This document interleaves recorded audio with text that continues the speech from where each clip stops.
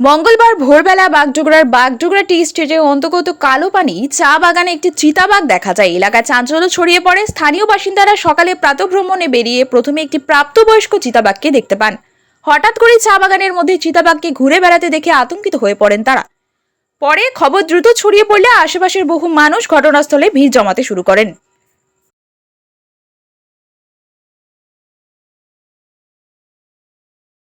শঙ্কর ঘোষকে লাল পদ্ম বললেন শিলিগুড়ির মেয়র গৌতম দেব। মেয়র বলেন, শিলিগুড়ির মানুষ জানতে চায় শঙ্করবাবু কেন লাল পদ্ম হয়ে গেলেন। এখনো ঘোষণা হয়নি বিধানসভা নির্বাচনের দিনক্ষণ, এখনো প্রকাশ পায়নি কোনো রাজনৈতিক দলের প্রার্থী তালিকাও, কিন্তু তার আগেই নির্বাচনী ময়দানে নেমে পড়েছে ডান বাম সব রাজনৈতিক শিবির।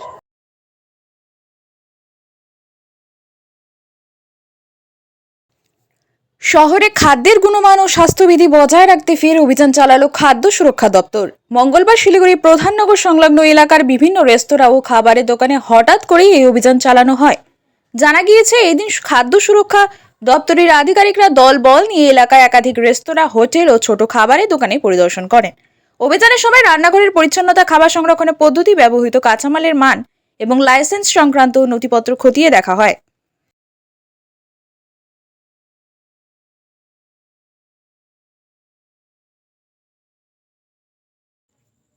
শিলিগুড়িতে আয়োজিত হয়েছিল রথযাত্রা। সেবক রোডে খাটুশ্যাম মন্দিরে পুজো দিয়ে শুরু হয় এই পরিবর্তন রথযাত্রা। ওই রথযাত্রায় উপস্থিত ছিলেন শিলিগুড়ির বিধায়ক শঙ্কর ঘোষ, ডাবগ্রাম ফুলবাড়ির বিধায়িকা শিখা চ্যাটার্জি, ফালাকাটার বিধায়ক দীপক বর্মন সহ অন্যান্যরা।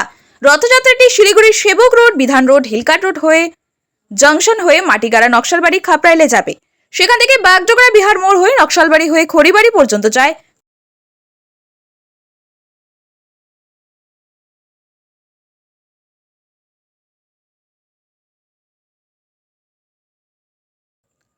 রাজ্যের রাজনৈতিক পরিবর্তনের লক্ষ্য নিয়ে বিজেপির উদ্যোগে শুরু হওয়া পরিবর্তন রথযাত্রা এদিন শিলিগুড়ি শহরে প্রবেশ করল।